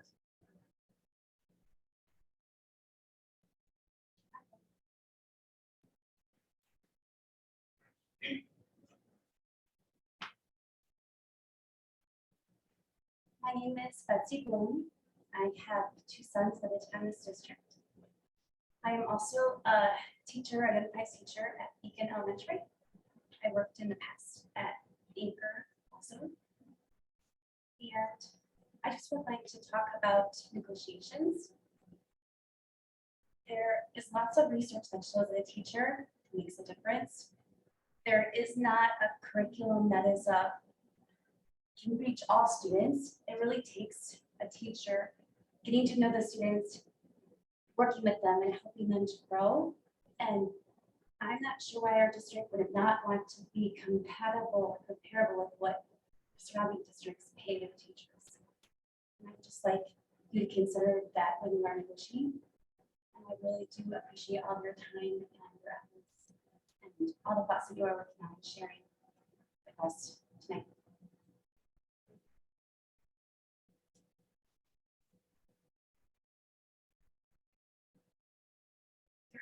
Who would like to speak?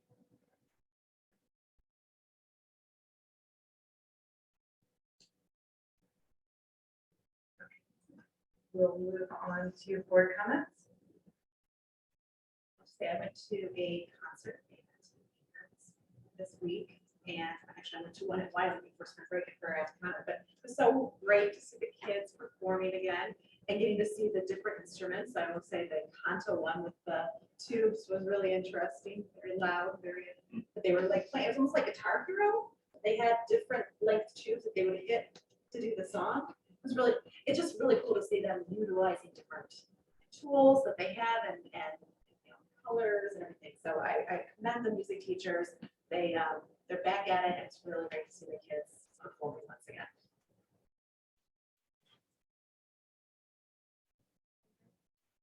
Second, and my son's was right before spring break.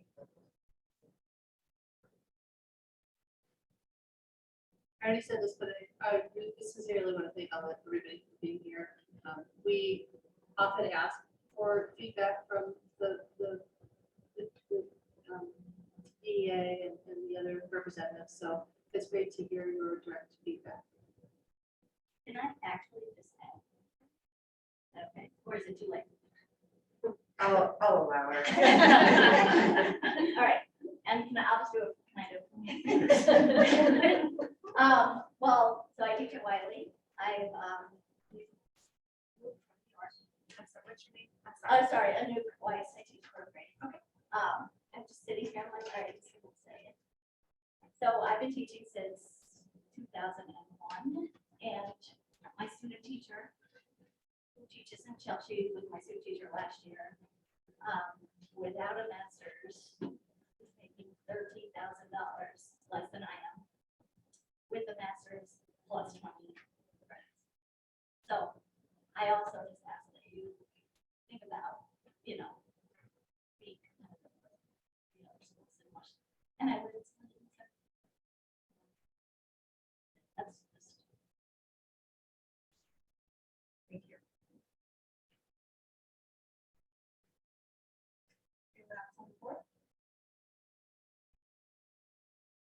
Okay. We have information items, the word bulletin that has lots of information and pictures. Thank you. And any musician recording rights. And with that, we will go into close the motion. I would make a motion to move to closed session after a 5-minute break. Sorry. For purposes of discussing negotiations, correct? That's my motion. Is there any discussion? All those in favor of moving into closed session for the purpose of negotiation discussion, say aye. Aye. And opposed, say nay. Okay, we'll have a 5-minute break.